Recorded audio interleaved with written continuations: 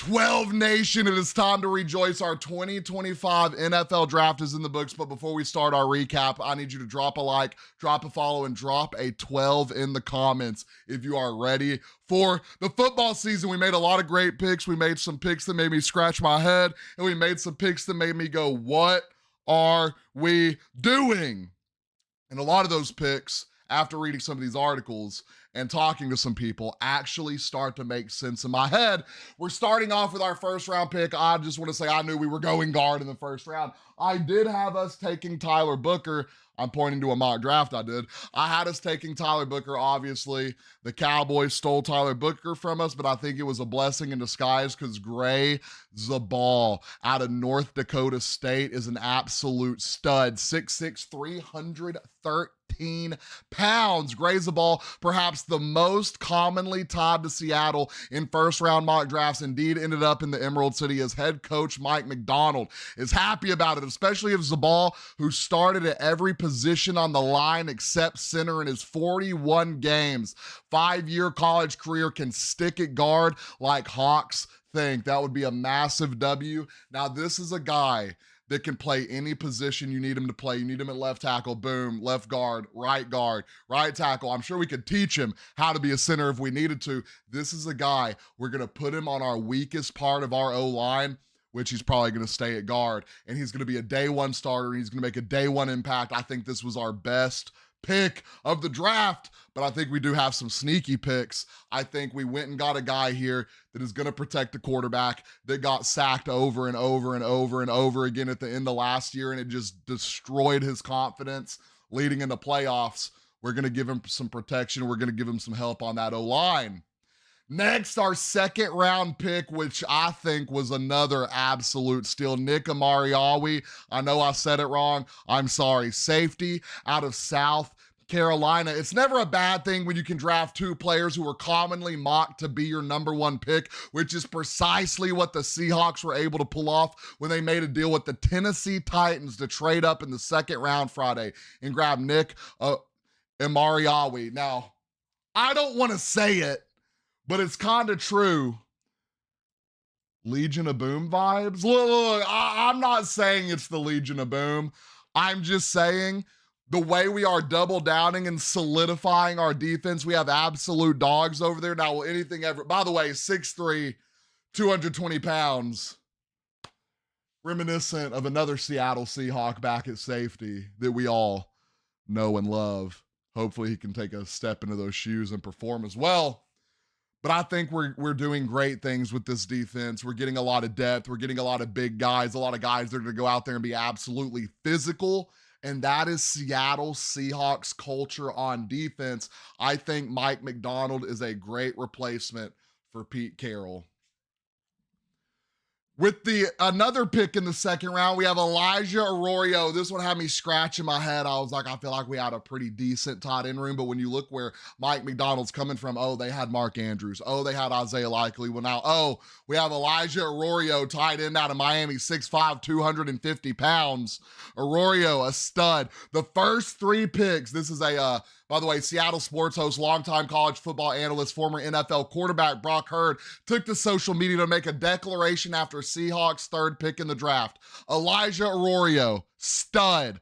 First three picks from the Seattle Seahawks tell me, no nonsense. Physical, dominant structure, unique traits, feeling Mike Macdonald's Ravens DNA, not fun to play against. Our first three picks are guys that are going to dominate you on the gridiron until you fold and crumble.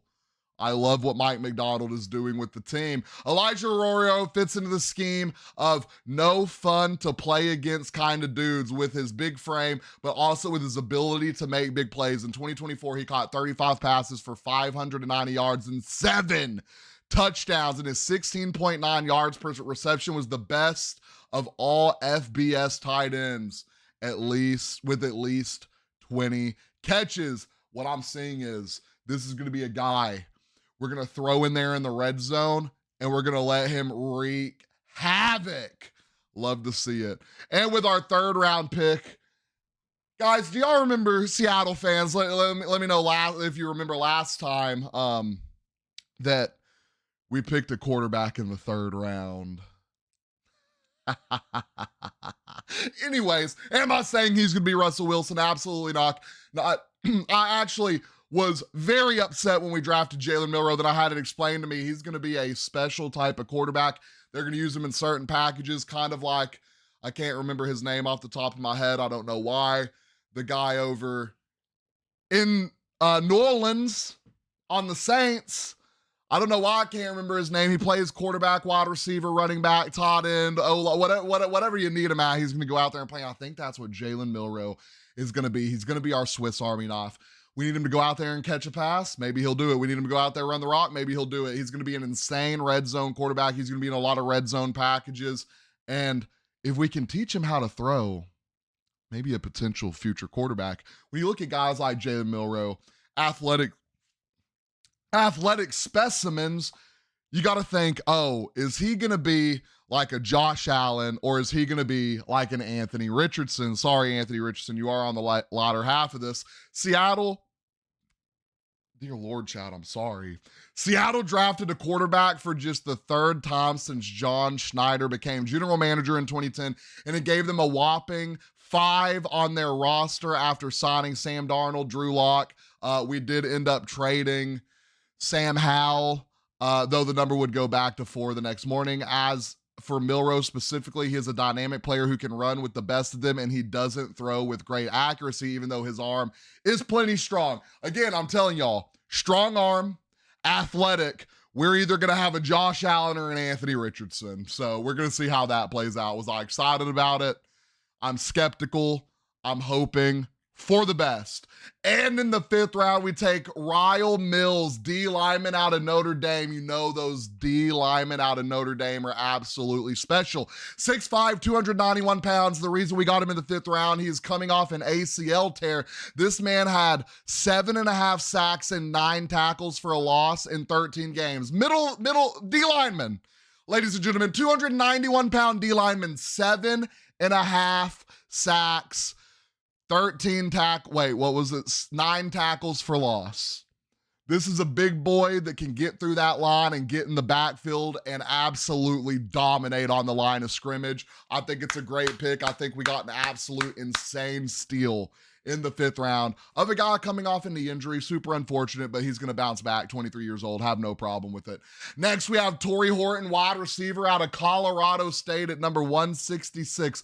Horton was the 3rd player taken by Seattle who has dealt with a knee injury in his college career, which was a likely factor of him not being drafted sooner. This could mean the Seattle Seahawks feel that they have a steal in terms of talent, and they have no doubt felt with 2nd round tight end Elijah Arroyo and 5th round D lineman Rylie Mills, who are similar cases to Horton. All guys coming off knee injuries, like I said, 21, 22, 23 years old.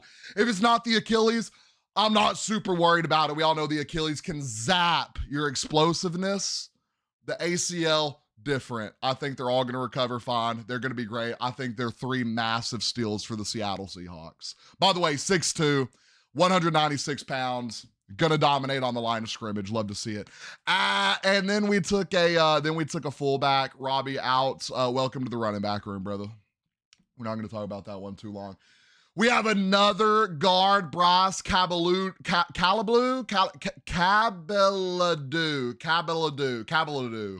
Guard, we have Bryce, guard out of Kansas, 6'4", 306 pounds.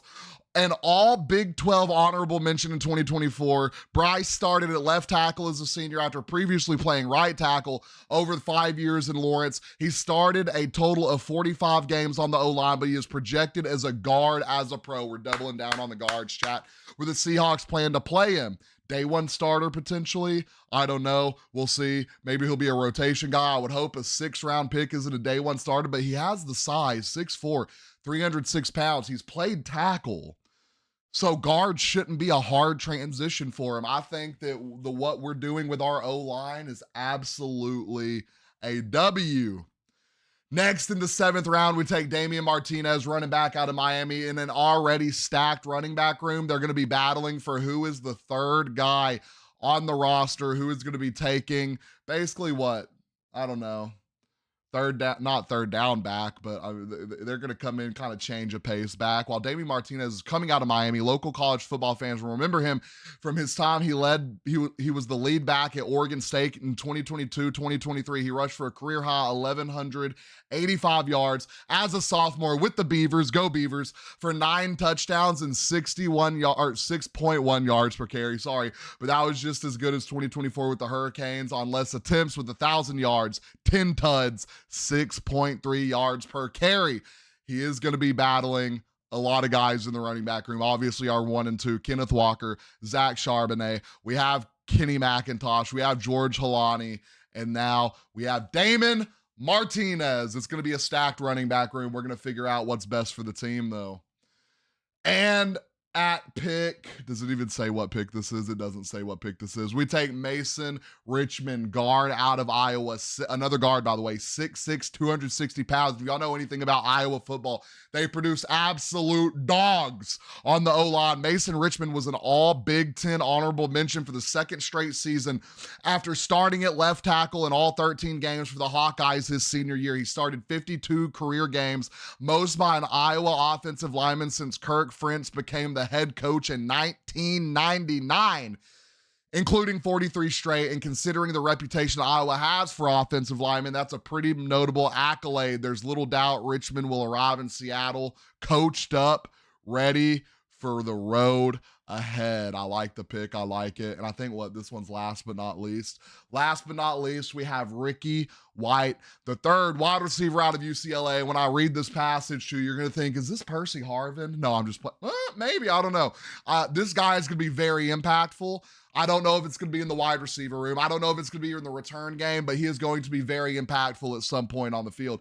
The Seahawks capped off a giant 11-player haul with a receiver and returner with a pretty big ability. Ricky White III was a Mountain West Special Teams player of the year in 2024, and first-team All-Mountain West selection at wide receiver after making 79 catches for 1,041 yards and 11 touchdowns, averaging 13.2 yards per catch. But his 2023 season was even bigger and was third in FBS with 1,483 receiving yards, came on 88 receptions and 8 touchdowns on a whopping 16.9 yards per catch. I don't know how we're going to use him, but I think that Ricky White III is going to have a special place on the Seattle Seahawks to go out and make plays. And that concludes the Seattle Seahawks 2025 NFL Draft. I love what we did. We went out there, we solidified the O-line. We got a bunch of guys we could potentially plug and play.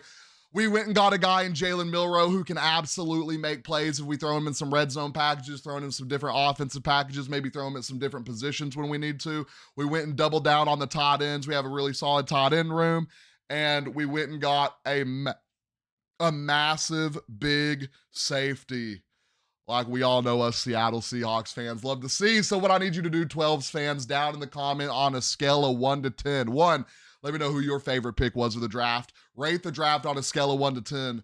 I'm giving us an 8.5, and I'm giving us a big A++. Let me know your favorite pick down in the comments. Don't forget, like and follow.